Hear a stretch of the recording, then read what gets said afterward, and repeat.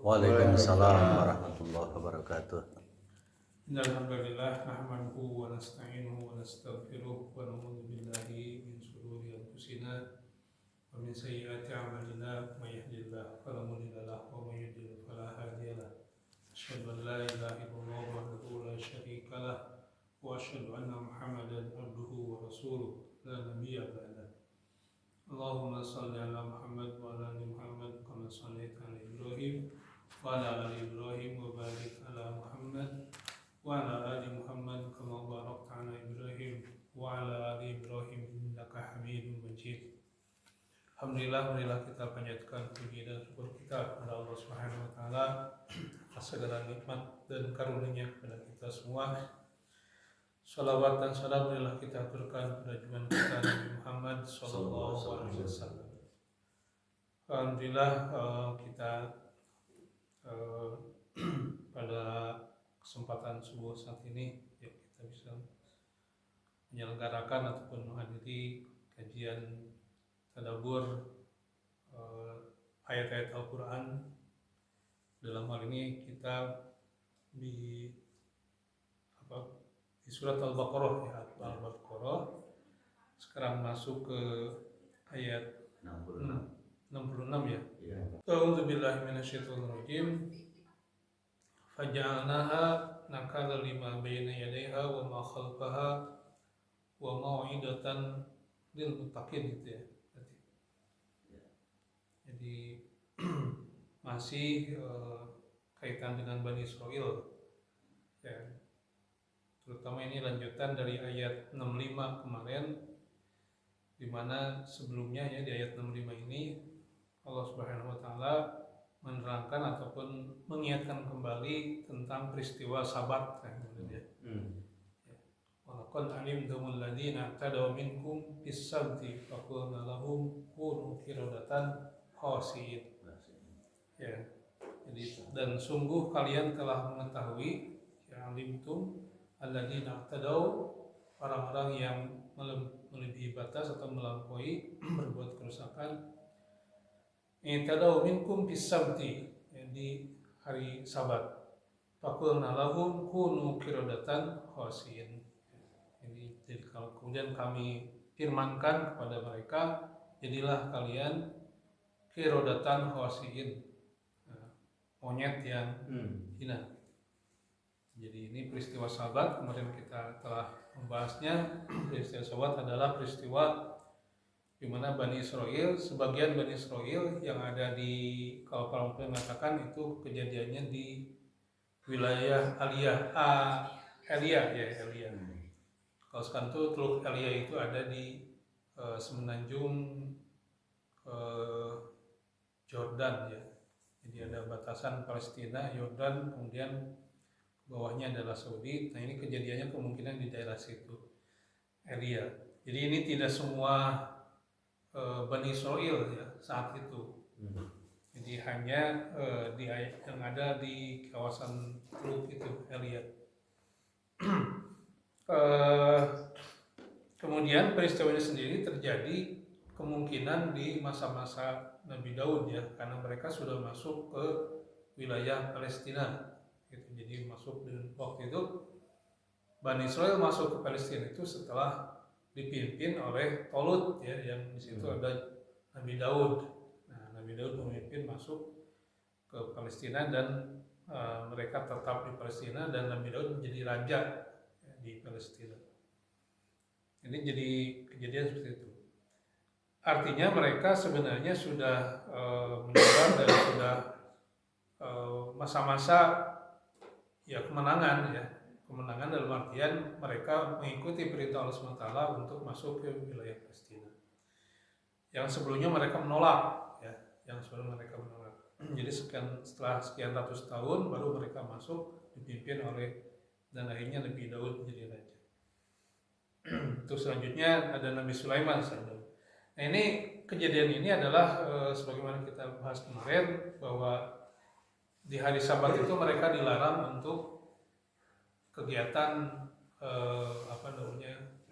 duniawi gitu, kegiatan mengambil ikan dan aktivitas usaha lainnya lah gitu kira-kira. Nah tetapi Allah SWT uji mereka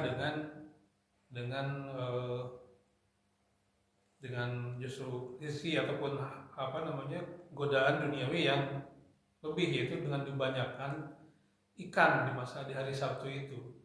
Jadi hari Sabtu itu yang mana di hari Sabtu itu dilarang untuk ambil ikan, yang untuk ambil ini malah ikan banyak datang gitu kan. Jadi itu godaan buat mereka. Nah ini kan karena di dalam hati mereka itu cinta harta gitu kan, dan pikirannya duit gitu ya. Jadi mikir gimana caranya supaya sisi lain ibadah terlaksana dan itu bisa diambil gitu ikan. Akhirnya mereka di hari Jumatnya, hari Jumat siang itu atau sore hari gitu kan, mereka mempersiapkan perangkap. Ada yang masang usup gitu, ada yang bikin jebakan dengan membuat parit lalu dialirkan ke kolam penampungan lah kira-kira seperti itu, sehingga ketika jadi itu mereka pasang di hari Jumat, sehingga terjadi hari Sabtunya mereka tidak beraktivitas ngambil, cuma udah disiapin untuk jebak itu. Inilah yang menjadi dosa mereka, rekayasa. Jadi merekayasa Allah Subhanahu Wa Taala, ini sehingga terjadilah kutukan ini gitu kan. Walaqad alimtum alladzina tadaw minkum bis-sabti. Ini alimtum, bahasa alimtum itu adalah mengetahui, artinya menyadari dan diakui itu sebagai perbuatan dari sebagian mereka. Nah, orang-orang yang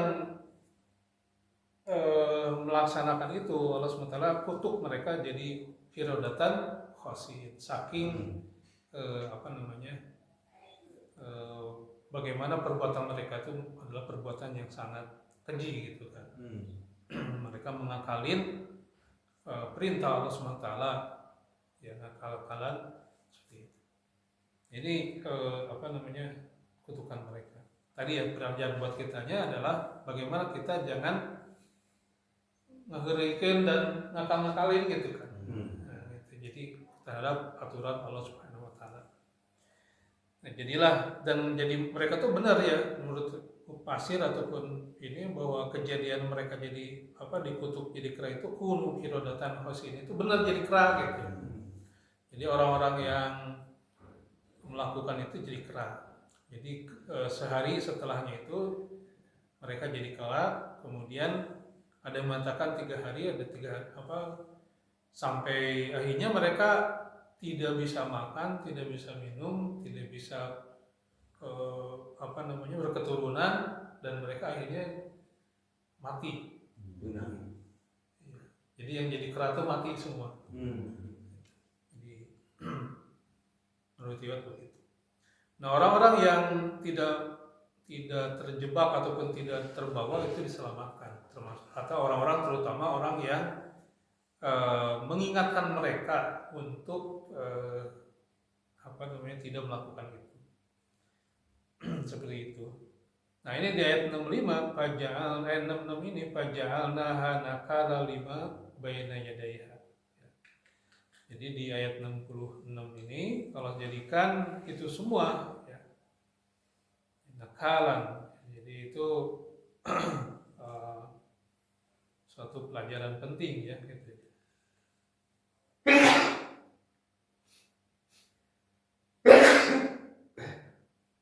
Jadi nakal itu adalah peringatan. Ya. Nakal lima baina yadayha. Jadi ya nakal itu bukan nakal, naklun gitu. Jadi faja'alnaha nakalan. Ya. Jadi kami jadikan nakal sebagai peringatan. Ya. Jadi nakalan sebagai peringatan bagi siapa? Lima baina yadayha wa ma khalfaha. Jadi bagi orang, nah 5 baina itu bahasa lima baina yadaiha. Yadaiha itu yang ada di depannya, wa ma khalfaha, dan yang ada di belakangnya, secara terus begitu. Jadi nakalan mengandung makna hukuman atau menjadi peringatan ya, dan pencegah bagi yang lain. Jadi hal itu menjadi peringatan ya gitu kan, agar orang tidak mengulangi kejadian tersebut. Lima baina yadaiha, bagi siapa saja baina yadaiha yang ada di saat itu ya, yadaiha sekelilingnya gitu kan, wa ma khalfaha yang di depannya, dan khalfaha di belakangnya gitu. Nah, ini mengandung makna makani ya. Ada yang mengatakan bahwa ini adalah peringatan buat yang ada di sekitarnya gitu. Kan ini kejadiannya itu terjadi tadi ya di satu wilayah yang disebut dengan Eliat ya, menurut beberapa mufasir itu. Jadi kalau sekarang itu di titik teluk yang ada di Eliat itu kawasan di Jordania atau Palestina sih. Nah, ini pelajaran buat yang ada di sekitarnya gitu kan. Ada yang mengatakan itu bi'tibari makan ya. Tetapi ada yang secara umum dapat dipahami sebagai waktu gitu kan. Jadi peringatan bagi orang-orang yang ada pada zamannya dan orang-orang yang setelahnya. Ya, termasuk kita semua. Ya. Jadi yang secara umum para mufasir lebih kepada bahwa maksud daripada baina yadaiha di sini adalah masa-masa setelah kejadian itu. Faja'alna lima baina yadaiha wa ma khalfaha. Jadi khalfaha itu orang-orang yang setelahnya. Jadi ini adalah peristiwa sejarah yang dapat menjadi peringatan untuk lintas generasi.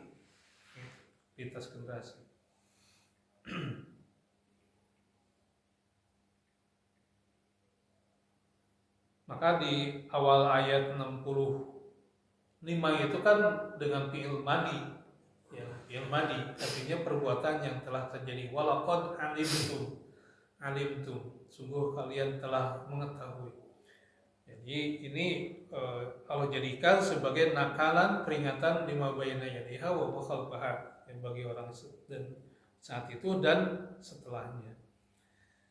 Ini ibroh. Nah, ini kalau Allah katakan begitu berarti ini peristiwa ngakalin ya, agama ngakalin aturan Allah itu bisa terjadi sampai kapanpun gitu.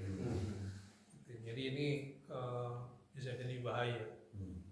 Nah, ini kayak ya kecil-kecil ya. Kemarin tuh kayak sholat gitu kan, pakai gerakan yang melecehkan gitu kan. Ya udah sholat gitu, hanya sekedar gitu. Terus banyak sekali seperti pelecehan ataupun bagaimana ngakalin agama. Jadi agama itu kan bukan hanya sekedar mengerjakan saja, menghilangkan kewajiban kan begitu. Itu kan hubungannya kaitannya dengan Allah Subhanahu wa taala gitu. Jadi ketaatan kepada Allah Subhanahu wa taala. Jadi kalau dilihat seumpama secara formil gitu kan, secara formil itu memang kejadian Sabat itu Bani Israil tidak melanggar lah kira-kira seperti dalam tanda kutip ya, kalau kita dengan bahasa administratif lah gitu ya. Toh mereka ada di sinagog kan hari Sabtu gitu. Tidak melakukan aktivitas ya, tapi mereka telah membuat rancangan si ikan itu terjebak di hari Sabtu kan gitu kan. Ngait di hari Sabtu gitu. Itu jadi karena hakikatnya saat itu adalah Sabtu itu full ibadah gitu, jangan mikirin dunia, jangan ini full ibadah ya. Kalau di Bali itu ada nyepi. Nah ini kalau di Islam itu hari Jumat, tapi tidak seperti Sabat gitu kan. Masih makanya di dalam surat Al-Jumu'ah itu apabila telah selesai faida qudiyatis sholatu fantashiru fil ardi wabtaghu min fadlillah kan gitu ya. Jadi kalau udah sholat ya silahkan untuk melakukan aktivitas bisnis atau aktivitas duniawi gitu. Nah kalau waktu itu di hari Sabat itu murni full gitu kan untuk ibadah. Cuma tadi ya, jadi ini menunjukkan bagaimana karakter orang saat itu gitu kan, bagaimana dia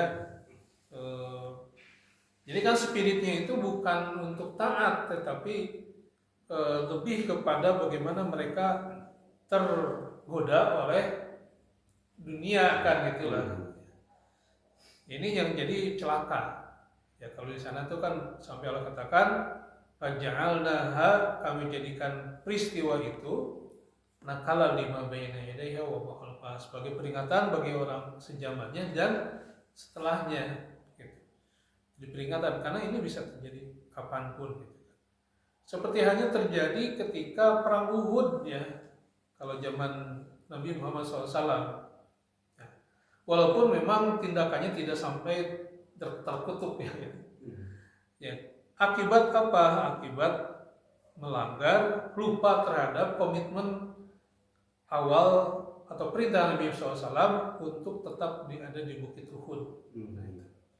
Lalu ketika perintah Nabi itu saat itu adalah tetap menjaga kalian posisinya ada di Bukit Uhud, menang atau kalah, gitu, sampai ditetapkan untuk turun seperti itu. Nah, para pemanah tidak, atau ketika sesi pertama gitu kan berhasil memanah, berhasil menghalau pasukan Quraisy saat itu. Nah, ketika pasukan Quraisy berbalik gitu kan, artinya mereka lari kabur gitu kan. Mereka melihat di bawah ada banyak ghanimah kan gitu kan, banyak yang ditinggalkan oleh kaum Quraisy, pasukan Quraisy saat itu yang dipimpin oleh Khalid bin Walid. Yang mereka turun gitu kan, lupa terhadap peringatan ataupun perintah Nabi SAW seperti itu. Nah, ini kan karena tarikan dunia kan gitu ya, tarikan dunia di sana sehingga melupakan perintah. Makanya kalau kita korelasikan dengan ayat-ayat yang turun berkenaan dengan perang Uhud itu, ya, Allah SWT perintahkan mereka untuk istighfar kan gitu ya. Seperti contoh di ayat berapa? Di surat Al-Imran contohnya di ayat 130-an gitu kan. Wasari'u ila maghfiratin min rabbikum wa jannatin 'arduha as-samawati wal ardu uiddat lil muttaqin gitu kan. Jadi hendaklah kalian bersegera ya, wasari'u ila maghfiratin min rabbikum ya, ila maghfiratin min rabbikum, bersegera untuk beristighfar ya, ampunan Allah Subhanahu wa taala, min rabbikum, dari Tuhan kalian. Wa jannatin 'arduha as-samawati wal ardu, dan surga. Jadi orientasinya dikembalikan, dan itu menjadi peringatan ya. Ya walaupun memang ketika Uhud itu secara korban memang banyak, 70 orang menjadi korban di perang Uhud itu. Tetapi selanjutnya kaum muslimin ketika menyadari kesalahan itu ya, berhasil menghalau lagi pasukan Khalid bin Walid saat itu yang masuk kembali gitu kan. Dan akhirnya mereka mengejar. Ya, artinya kalau perang itu dikategorikan menang kalah itu dengan larinya musuh, sebenarnya waktu itu lari musuh. Kaum musyrikin terhalau dari Madinah ya. Tapi kalau dilihat dari jumlah memang banyak jumlahnya gitu. Nah, ini Allah Subhanahu wa berikan banyak dalam surat Al-Imran itu sebenarnya tidak menyebut siapa yang salah, tetapi di situ Allah SWT banyakkan di situ istighfar dan dikembalikan orientasinya kepada Allah Subhanahu wa taala. Serta Allah ingatkan di surat Al-Imran itu tentang watil kal ayyamun nudawiluha bainan nas, gitu kan, bahwa sebenarnya hari-hari atau masa itu akan dipergilirkan di antara manusia, dan banyak lagi peringatan. Nah, kalau peristiwa Bani Israil ya, kalau tadi di Uhud itu sebenarnya salah satu ya, di mana ketika melanggar, ketika menyalahi perintah Allah SWT, maka akan akibat seperti itu. Nah, itu terjadi kenapa? Karena di dalam dirinya ada hubu dunia gitu kan. Dunia mengalahkan perintah Allah SWT, mengalahkan ketaatan. Nah, Bani Israil ketika peristiwa As-Sabat itu gitu kan, sebenarnya itu adalah menunjukkan karakter mereka yang memang mereka suka dari peristiwa sebelum-sebelumnya ya.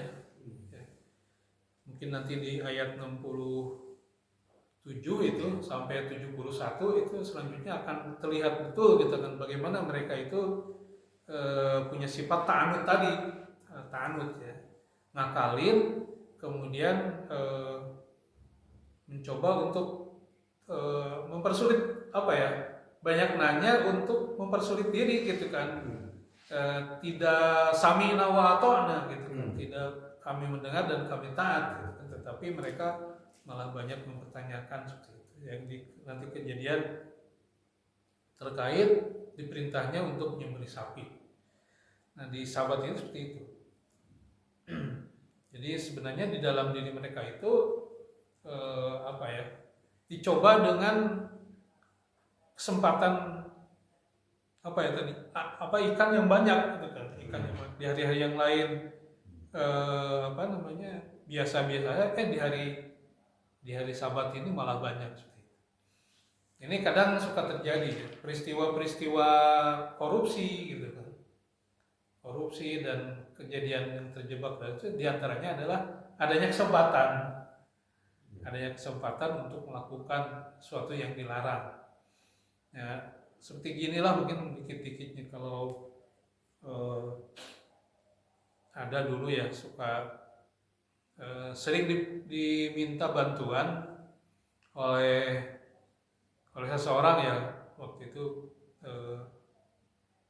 rekan ataupun teman saya gitu ya, teman saya itu suka diinikan untuk ngawal ya. Kalau di dulu tuh kalau yang jualan sayuran ya dari gunung, dari kebun, itu kan para bandar itu ngumpulin kan yang panen gitu kan. Terus kan gak semuanya terkawal sama dia sampai ke pasar, sampai ke Jakarta gitu, ke Pasar Induk mana. Lalu disuruhlah untuk ngawal gitu. Nah ini orang yang ngawal itu kan sebenarnya perintahnya sebagai akadnya itu untuk ngawal kan gitu kan, bukan untuk melakukan transaksi jual beli. Gitu.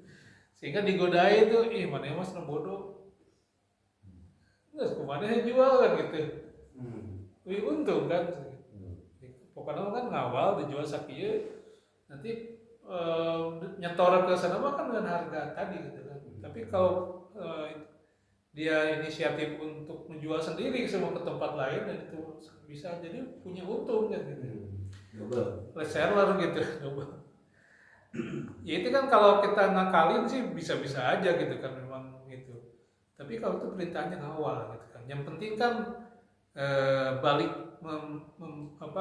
si barang itu terjual dengan apa yang dengan harga sesuai dengan apa yang diinikan dari yang punya barang gitu kan. Yang penting buat yang punya barang disetorkan sebesar yang sesuai itu ya. Nah, tetapi kalau seorang ini nanti dibuat untuk inisiatif menjual dengan ngambil untung darinya gitu, itu sebenarnya agak ini. Walaupun memang ini secara fikih terjadi waktu zaman sahabat ya, oleh Rasulullah diminta untuk menjual kemudian membeli itu ya. Jadi sahabat itu inisiatif untuk ini waktu itu dibiarkan oleh Nabi SAW ya, yang penting ini. Nah sebenarnya kalau sisi tadi ibadah ya itu tidak dibenarkan, tapi kalau di Muhammad mungkin bisa. Ini juga sama ketika akad awalnya apa gitu kan, kamu tuh dibuat untuk apa? Kalau tadi mengawal ya udah mengawal, kalau nantinya reseller ataupun menjual kembali ya boleh seperti itu ya, pokoknya dia ngabatikan deui gitu kan. Kalau akad awalnya begitu ya nggak apa-apa, tapi kalau sudah ngakalin jadinya bisa jadi merugikan seperti itu. Tidak sesuai dengan akad awal. Jadi Ibnu Katsir juga mengingatkan ini ya, jadi masuk ke dalam pelajaran ini ya dari orang ini adalah bagaimana orang menunjukkan sikap sebenarnya gitu kan. Beda orang-orang yang taat itu ketika mendapatkan perintah Allah atau larangan Allah SWT, maka dia mencoba untuk akan melaksanakan itu semua gitu kan, tidak mencoba untuk ngakalin. Ya tadi karena perintah Allah SWT itu adalah sesuatu yang ada berdasarkan kesadaran, bukan hanya sekedar melaksanakan melepaskan kewajiban saja gitu kan, tidak begitu. Ini ya, kita praktek Bani Israil seperti ini itu kan terjadi juga ketika diperintahkan untuk sujud. Waktu itu kan ketika masuk ke Palestina ya, Ardul Muqaddasah Yerusalem, Masjid Aqsa gitu kan, kalau ini kawasan itu mereka kan diperintahkan untuk sujadan. Sujud itu kan meletakkan kening ya ke tanah kan gitu, bukan hanya sekedar bertemunya kening dengan tanah. Jadi Bani Israil kan sekarang ini mah udah aja nih hanya kena debu gitu kan. Jadi ngangkat debu dari bawah ke atas, tempel kan udah diambil, tempel sujud gitu. Karena itu kan ngakalin gitu kan. Sekarang mana ada dari ini bulat-bulat orang Yahudi bikin ini dudukan untuk jidatnya itu tanah bulat, apa namanya itu? Ada. Sekarang. Iya itu. Itu salah satunya gitu. Jadi dulu itu ya itu malah seperti itu. Jadi diakalin kan intinya. Ya ini juga sekarang ada kan kayak sholat gitu kan. Sholat itu kan intinya dzikir, ingat kepada Allah. Jadi akhirnya kan ada yang prakteknya teh ya udah inget doang gitu. Iya. Ada kan itu. Ada.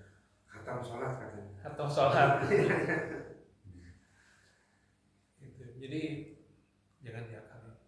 Nah kadang seperti dalam hal mentaati larangan untuk tidak melakukan itu kadang suka diakal-akalin juga gitu kan. Ya emang perintah ini ataupun perintah itu tidak seperti perintah pemerintah gitu, atau aturan yang bisa dibulak-balik, yang bisa diakal-akalin gitu kan. Ya, banyak sekali kita kasus umpama yang salah gitu kan, yang melanggar lalu diakal-akalin dengan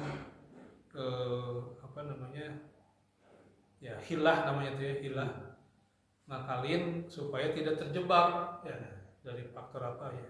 Bisa aja seumpama dengan akal-akalan itu terjadi sesuatu yang salah menjadi benar gitu, divonis benar padahal salah, ya bisa aja.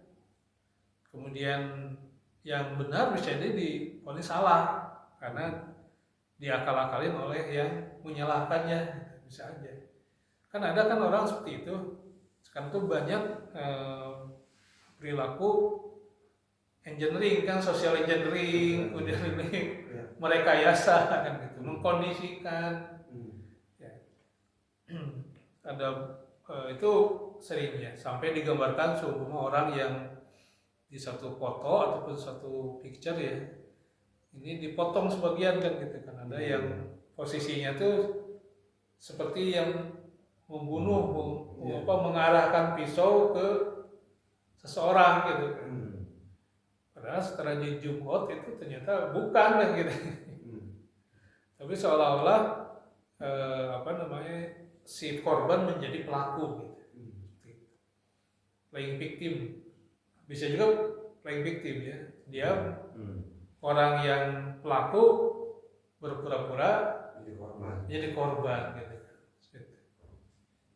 Jadi ya nggak bisa. Jadi kalau perintah Allah ya berdasarkan ada di dalam hati gitu kan, ada di dalam hati, ada di berdasarkan kesadaran, tidak seperti itu.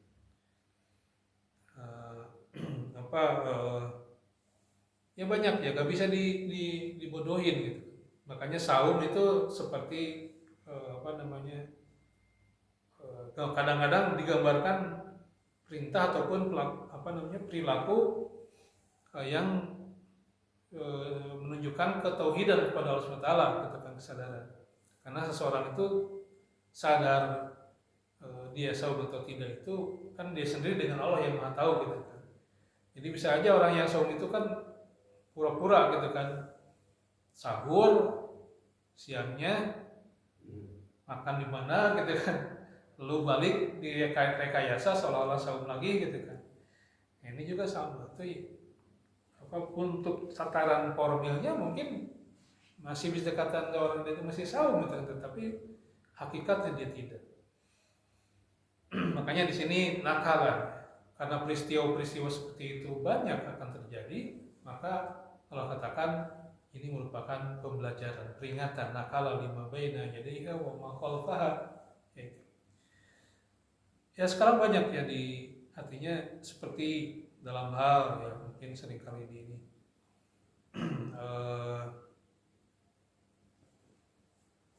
perempuan gitu kan menutup aurat pakai apa ya untuk menutup aurat ya, sehingga muncullah busana-busana, ada hijab, ada jilbab yang nutup ini, terus lalu diselewengkan gitu kan. Ada waktu itu, ini tahun 90-an kalau nggak salah kejadiannya itu, dia pakai wig. Ini kan nutup aurat ya. Nutup rambut. Iya. Wignya kan seperti si kerudung bentuknya. Iya, waktu itu. Iya, seperti itu. Ya, ya gitu. Jadi kemudian ada juga yang dia pakai cat rambut. Iya. Ada pakai wig, ada pakai cat rambut. Ya padahal kan inti daripada hijab syariat, diberlakukannya hijab itu adalah nutup aurat kan gitu. Iya. Nutup aurat. Maka jangan untuk diakal-akalin atau seumpama menutup bagian-bagian aurat, ditutup sih gitu kan. Iya. Cuma nyetak. Iya. Ditutup cuma nyetak. Ya itu kadang-kadang kita begitu. Karena tadi ya bahwa perintah Allah SWT itu atau larangan Allah SWT itu kita laksanakan, pahami esensinya gitu. Apa yang dimaksud ataupun dari perintah ini. Nah, ini hari Sabat itu kan esensinya adalah ibadah. Jangan konsentrasinya ibadah dan jangan ke yang lainnya. Hari Sabat itu fully gitu kan. Jadi mulai Jumat Maghrib sampai ke Maghrib subuh. Sabat gitu kan, hari Sabtu. Itu jangan melakukan aktivitas keduniaan lah seperti itu.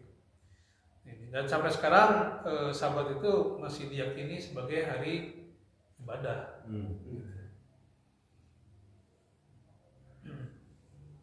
Ini kemudian selanjutnya Allah katakan di ayat 65 itu wa mau'idatan lil muttaqin, dan menjadi pelajaran bagi orang-orang yang bertakwa. Jadi di sini Allah SWT mengatakan mau'idah dan sebagai pelajaran. Dan ini dikhususkan lil muttaqin, mau'idatan lil muttaqin. Mau'idah pelajaran bagi orang yang bertakwa, bukan mau'idatan linnas ya. Jadi nakal lima baina yadayha wa ma khalfaha ini tidak dibatasi ya, ini bisa jadi semua bagi kaum yang ada saat itu dan selanjutnya gitu. Karena ini wa mau'idatan lil muttaqin menjadi mau'idah bagi orang-orang yang bertakwa. Ini Allah SWT tidak mengatakan wa mau'idatan linnas, tapi khusus untuk mau'idatan lil muttaqin. Kenapa? Karena peristiwa yang sama ya bisa jadi yang bisa dilihat oleh dua orang tetapi menghasilkan dua respon yang berbeda. Jadi orang yang tidak mau tunduk kepada Allah mungkin melihat bahwasanya bagaimana caranya supaya saya tidak ketahuan ya. Sedangkan orang bertakwa itu adalah apa yang harus saya hindari agar tidak terjerumus ke dalam kolam mereka. Jadi ibrohnya itu seperti mau'idatan ya. Jadi peringatan. Jadi orang mau'idatan lil muttaqin itu kan sebagai nasihat untuk senantiasa menghindari ataupun senantiasa taat kepada Allah SWT dan menghindari untuk peristiwa tadi, untuk tidak melakukan seperti itu. Yang ada kan orang gini, ketika merespon satu perintah atau satu larangan, ada yang dia meresponnya itu dengan tadi, bagaimana supaya saya bisa melakukan, kan gitu ya, apapun yang terjadi gitu kan, berupaya untuk melakukan, sehingga cari alasan untuk melakukan ya walaupun ada halangan gitu. Atau seumpama orang yang mutakin itu dia cari alasan untuk tidak melakukan walaupun punya kesempatan gitu. Itu bedanya. Nah, orang yang tadi melakukan peristiwa pelanggaran adalah mereka dalam hatinya itu tidak mencari alasan untuk tidak melaksanakan perintah, kemudian mencari alasan untuk melanggar perintah. Gitu. Jadi kumaha tuh daya mah terus di hadapan mata. Gitu. Kumaha tuh udah terpaksa. Gitu kan ada ya kadang-kadang ketika ada seorang melakukan pelanggaran ya terhadap aturan Allah SWT, seumpama dia ya baik itu pribadi maupun sifatnya itu publik ya, kebijakan publik. Ya dulu kan pernah tuh ada ketika masa krisis ya, sampai judi pun dihalalkan, dilegalkan untuk mengambil pajak ya pendapatan dari judi itu. Ya pernah kan ada ya. Jadi untuk ini ngambil dari judi. Jadi judi dilegalkan untuk membuat infrastruktur jalan. Iya. Nah, itu. Jadi karena mungkin dia melihat ya, pendapatannya ini ya dari sini gitu. Malaysia kan? Hah? Malaysia terus di Indonesia juga ada. Indonesia ya. Ibu kota. Undian harapan. Oh iya. Itu kan. Sama itu. Gitu. Jadi ya. ya walau alam itu ya. Tapi yang jelas itu kan yang dilarang. Iya. Ya kan itu. Jadi sampai kan ada ungkapan-ungkapan apa, nggak tahu apakah itu ungkapan putus asa atau bagaimana. Ya kalau dalam keadaan krisis dari setan pun diambil kan gitu ya. Iya. Ya enggak, iya sebenarnya ya tinggal tawakal sebenarnya. Kalau alam tuh kondisinya seperti apa sampai ungkapan seperti itu. Seolah-olah gak ada jalan keluar sehingga ambil begitu. Emang ada kondisi terpaksa, tapi kondisi terpaksa itu hanya hanya sekedar untuk menghilangkan keterpaksaannya, yang disebut darurat gitu. Makan babi gitu ya, itu kan boleh kalau dalam keadaan terpaksa, seumpama di gunung ya nggak ada, di hutan nggak ada apa-apa, yang ada kita kelaparan, yang ada adalah babi seumpama diambil lah, tapi itu untuk menahan lapar doang gitu. Setelah itu jangan dilanjutkan, sekedar saat itu saja gitu kan bahasanya itu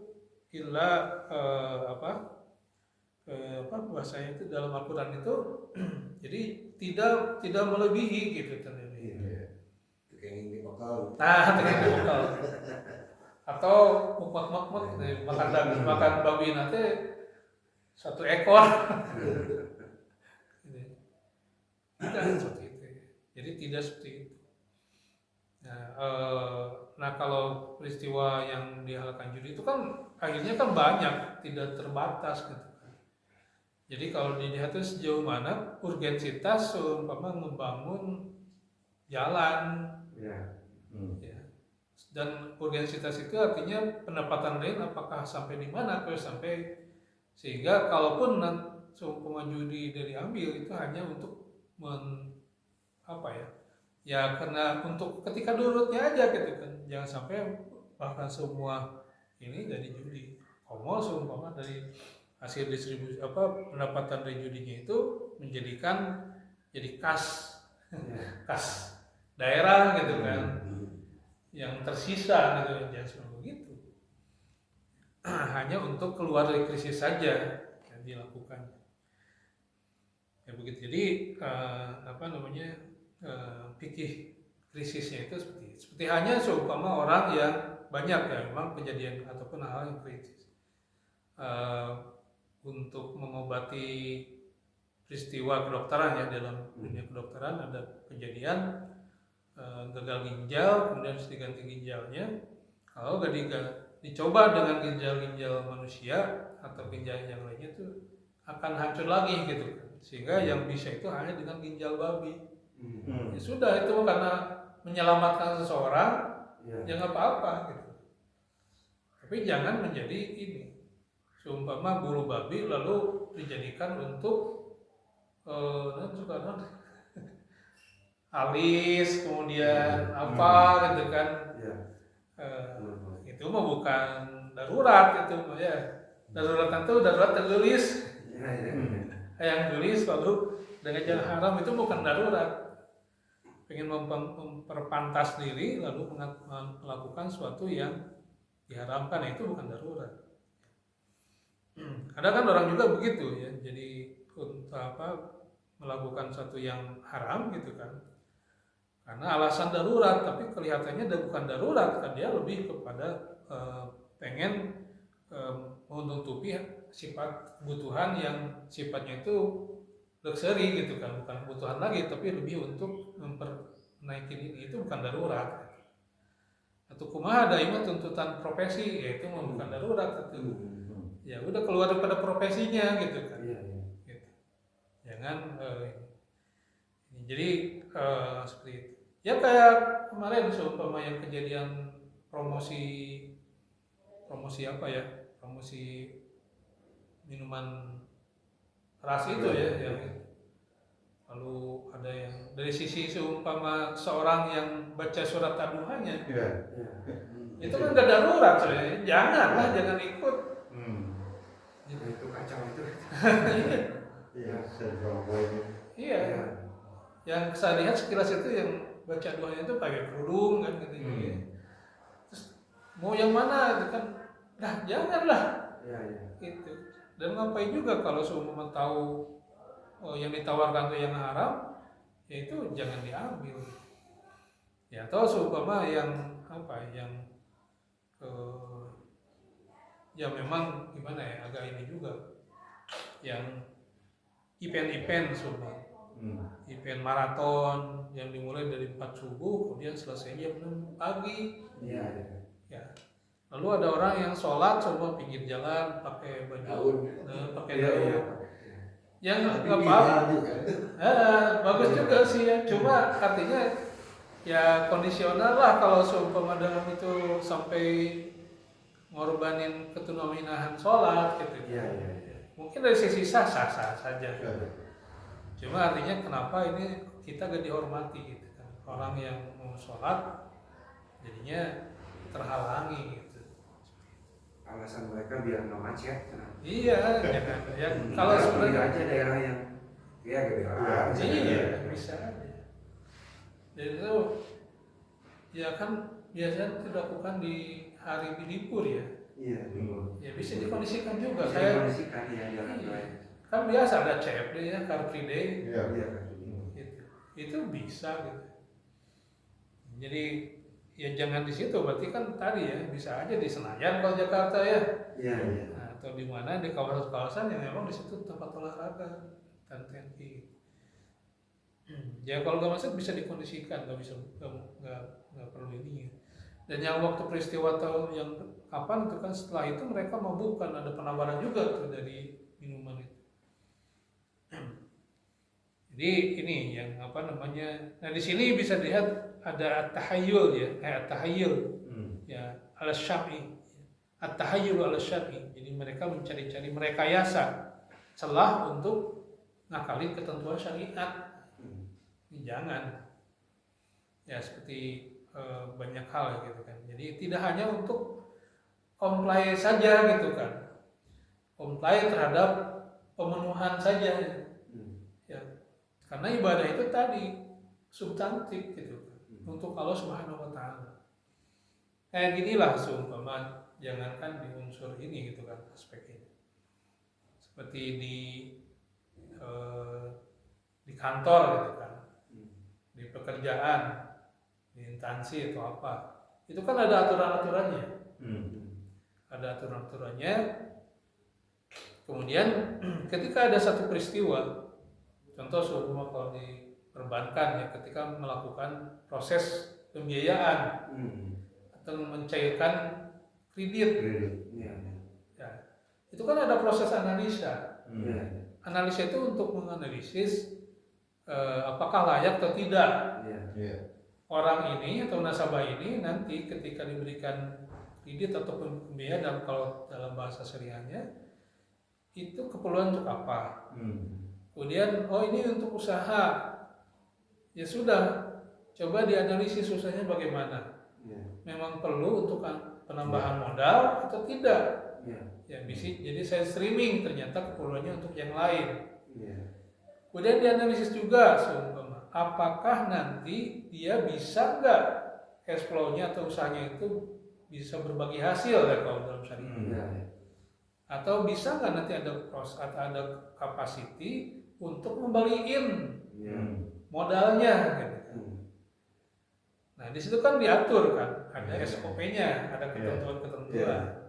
Nah kalau berdasarkan ketentuan itu kan di sini bahwa ketentuannya apa izin apa legalitas, laporan keuangan, kemudian apa namanya jaminan, ya, data pribadinya itu begitu kan kalau ketentuannya gitu kan. Nah dipenuhilah ketentuan ini legalitas, oke. Harus kas keuangan. Laporan keuangannya kalau agak gede harus laporan keuangan yang akuntan publik, audited gitu ya. Kemudian jaminannya ada, aspek data-data yang lain semua terkait legalitas usaha dan perusahaannya gitu kan ada, udah terpenuhi. Tapi di situ tidak menyentuh esensinya gitu. Jadi ketika pemenuhan ini seumpama laporan keuangan bisa aja tuh laporan keuangannya dimasuk yang manipulatif. Sekarang tuh banyak, bukannya sekedar ada. Itu di laporan keuangan itu wah bagus nih. Laporan keuangannya itu 3 tahun terakhir neracanya bagus, gitu kan. Tapi ternyata ya setelah diteliti ternyata itu bohong, walaupun itu pakai akuntan publik. Ya fiktif. Kemudian jaminannya itu kan kalau nilainya besar itu pakai appraisal independen dengan JPP. Gitu. Nah ini nggak dilihat lagi benar nggak sih JPP itu? Ya, karena banyak kejadian juga nilainya hanya 1 miliar dan nilai jadi 5 miliar. Nah ini cair lah. Iya cair ternyata bodong. Kelihatan aslinya. Ya kelihatan aslinya kenapa? Karena tadi laporan keuangannya omsetnya itu harusnya hanya 50 juta atau 500 juta, ternyata ditulis 100 atau 100 miliar gitu kan. Laba ruginya seumpama seharusnya dia tuh rugi di tahun sekian tuh rugi, malah ditulis untung. Karena terjadi window dressing karena ternyata di situ ada pajak yang disembunyikan, contoh gitu kan. Nah seperti itu, sehingga ketika terjadi ya, ketika pembiayaan disalurkan dia akhirnya macet. Kenapa? Karena kapasitinya dia tidak mampu untuk kembaliin pokoknya itu gitu kan. Ketika jatuh tempo dia macet, nggak bisa balikan gitu. Atau bagi hasilnya itu nggak bisa bayar bagi hasil karena memang dia rugi. Nah kan ini ada ketentuan yang terpenuhi, ada realitas yang sebenarnya. Nah halusnya dalam hal ini ketika pemenuhan ketentuan SOP itu dia harus deep gitu. Harus tadi menganalisis kembali karena ketentuan itu kenapa ada aturan ini supaya tervalidasi bahwa dia itu mampu. Nah ini kita dalam syariat juga jangan sampai at-tahayyul. Jadi kalau rekayasa tadi, rekayasa memanipulasi data laporan, manipulasi seumpama penilaian aset, maka di situ ada disebut dengan at-tahayyul, ada syar'i. Jadi mencari-cari celah untuk mengambil untuk melanggar ketentuan, untuk mengakali ketentuan. Nah, tidak dengan ibadah kepada Allah SWT, tidak dengan ketentuan Allah SWT, bukan untuk dia akali seperti itu, gitu ya. Jadi ya kadang tadi ya, ketika ada kesempatan, itulah yang yang terjadi. Ini adalah permasalahan lahir dan batin. Jadi namanya tuh secara dohir dia taat atau atupin dohir ya secara lahir dia taat, tetapi al mukhalafah bil batin, tapi batinnya membangkang seperti itu. Ya.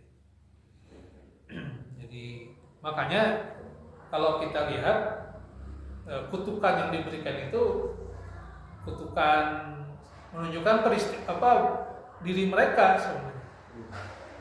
Mereka tuh kan kalau secara luarnya itu ya seolah-olah beribadah kan gitu ya, beribadah. Jadi manusia, dohirnya manusia. Tetapi dalamnya itu mereka tidak gitu kan. Jadi mungkin saat itu hatinya ataupun mereka melakukan dohirnya ibadah di sinagog dan sebagainya mungkin, tetapi mereka sudah merasa hatinya itu udah bisa nangkep kan gitu kan, ada di bagaimana supaya mendapatkan ikan-ikan tadi gitu. Jadi mukhalafah, jadi hatinya ke dunia ya, kemudian dohirnya ada di tempat ibadah. Maka kalau kutuk mereka jadi kerak gitu. Kerak itu kan kenapa? Jadi mereka akhirnya dohirnya menunjukkan sebenarnya gitu. Mereka dohirnya kerak, tapi sebenarnya mereka tuh manusia gitu. Seperti itu. Ya, jadi bermuka dua gitu kan, seperti itu. Jadi ngakalin coba. Jadi ayat 65 itu Bani Israil telah mengetahui kisah kaum yang melanggar Sabat, yang mereka diuji dengan melimpahnya ikan pada hari Sabat, mereka membuat perangkap, ya, kemudian tetapi secara substansi mereka sengaja mengakali larangan.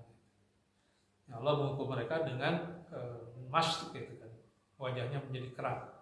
Nah, ayat 66 itu adalah hukuman itu dijadikan nakalan, peringatan